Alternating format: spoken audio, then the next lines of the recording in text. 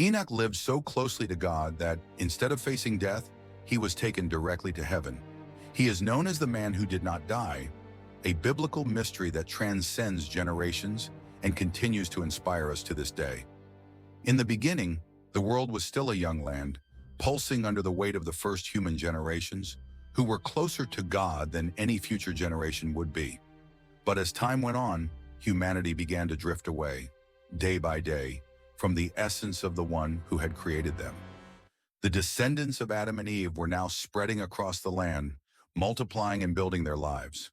However, corruption and violence began to spread. These were difficult times, times of increasing darkness. And it was precisely in this era, marked by the blend of creation's splendor and man's decay, that Enoch came into the world. Born in the lineage of Seth, the third son of Adam, Enoch carried in his veins the same blood of those who once walked in the Garden of Eden. Unlike many around him, he not only inherited the weight of the fall, but also a spark of a God-centered life. From a young age, Enoch's eyes seemed to shine with a unique curiosity, as if he were searching for answers to questions no one around him dared to ask. As the years went by, Enoch's reputation began to grow. It was as if he carried something that other men had forgotten, a pursuit of the divine essence that once dwelled in the heart of his own people. This mysterious path and thirst for something greater were like omens of a journey yet to come. And while the world followed its dark rhythm, Enoch took each step toward a destiny far beyond imagination, driven by something he could not yet name, but which called him to something extraordinary. Over time, Enoch began to stand out even more among the men of his time. He was a man like any other, with common restlessness and challenges. But there was something in his posture, his attentive listening, and his calm demeanor that stirred curiosity. While many around him were content with the distractions of daily life, Enoch seemed to live in another dimension, a reality invisible to most eyes. He observed the world differently, as if he saw layers that escaped the hurried gaze of others. To him, the beauty of nature and the mystery of the sky were not just part of the scenery, they were signs of a greater presence. Enoch was a common man, but he carried within him a thirst for something eternal, something pure and unknown, burning like a fire inside him.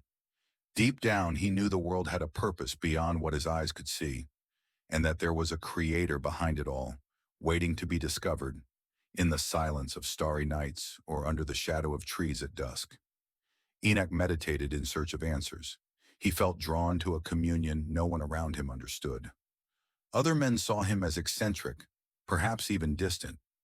What they did not know was that, with every step, something was guiding him, something that was beginning to fill his soul and shape his destiny. There was a subtle, profound calling that gradually became impossible to ignore. It was on one of those quiet nights that something different happened. Enoch, lost in his thoughts and prayers, felt a presence so strong it seemed to make the air around him denser. There was a voice, not audible, but clear in his heart, like a whisper that echoed through his entire soul. It was a calling. Something was drawing him, awakening in him the certainty that God was seeking him, wanting to be closer to him. Enoch had never felt anything like it. It was as if his whole being were drawn to a purpose, a mission he did not yet fully understand. From that day on, Enoch's life took a new direction. He realized he could no longer live as before, occupied with the fleeting things of the world. This calling, this gentle yet firm voice, invited him to a higher path, a journey of surrender. If you've made it this far, subscribe to the channel and like this video.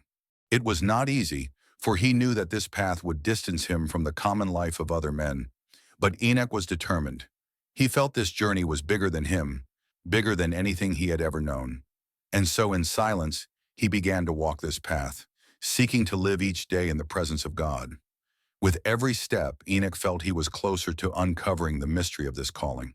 Perhaps the people around him did not understand, but he knew he was where he was meant to be. The feeling that something great was to come, waiting for his heart to be ready, was like a constant spark in his soul. Enoch remained attentive and willing, unaware that this path would lead him to experiences and revelations no other man had ever encountered. From that moment on, Enoch lived as a different man. His walk with God was not just a matter of belief or words. It was a relationship that guided every choice, every step. While the men around him chased after achievements, wealth, and pleasures, Enoch followed his own path, a path lonely in the eyes of others. He walked with God, and that was his greatest feat. The life others sought on earth, he found in communion with the Creator. This walk with God was not easy, but Enoch no longer had doubts. There were days when he felt as though he were walking against the wind, when his faith was tested by the hardships of daily life. Yet nothing shook his conviction. He knew the path he took was the right one, and whenever doubt threatened to arise, the presence of God would make itself known, subtle and powerful, renewing his strength and filling his heart with peace. And so, between faith and daily challenges, Enoch became a living example of surrender and love for the Creator. He knew his journey was unique, and this certainty filled him. In times of growing violence and chaos, Enoch was like an oasis of serenity.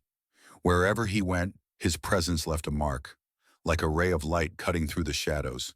People watched him, some admired him, others were suspicious, but no one could ignore his presence. Enoch did not seek approval, did not seek honors. He only wanted one thing, to live in complete harmony with God. Each day this communion deepened, as if his steps were taking him beyond what is earthly. Enoch hardly noticed, but his life was becoming something beyond the ordinary, something no one around him understood. He walked toward the invisible, not knowing that this path would forever change the course of his story. And so, even after his silent departure, Enoch's presence continued to reverberate through the generations. There was no grave to visit, no remains to be touched, only a sacred absence, full of meaning, that spoke louder than words could express. Those who heard about him, even without having known him, felt that Enoch was still walking, not upon the earth, but in the hearts of those who sincerely sought God. His life became an invisible trail, a silent testimony that it is possible to live in deep communion with the Creator, even in the midst of the world's chaos. Some said that, on very quiet nights, when the wind whispered through the trees and the sky filled with stars, it was possible to feel a different kind of peace, as if Enoch was still there, somewhere between heaven and earth, reminding everyone that the true home of the soul is not found in possessions or human glory, but in the presence of the one who formed us. And then came the great question, why Enoch? Why was it he, among so many, the man who did not taste death? Perhaps the answer lies in the fact that Enoch chose, day after day, not just to believe in God, but to walk with Him. That silent choice made in small actions, in decisions invisible to the world's eyes, shaped a soul that no longer belonged to this earth. His communion was so deep that death had no place. God did not take him because he was perfect, but because he was intimate. And in the end, maybe this is what we most need to understand. It is not the greatness of actions, but the constancy of presence that draws us closer to the eternal. Enoch's ending, therefore, was not an end. It was a new beginning in another dimension, the start of an eternity beside God, a living reminder that those who walk with the Creator are never lost. They simply cross over to the side where all is light. And for us who are still on the way, the question remains, are we walking closer or farther away? Because the same God who walked with Enoch still waits for sincere steps today. He does not demand perfection, only surrender. Enoch was not taken because he ran from the world, but because he lived for God. And that can be our story too. After all, maybe the true miracle is not being taken to heaven, but bringing heaven inside of us with every step we take with God.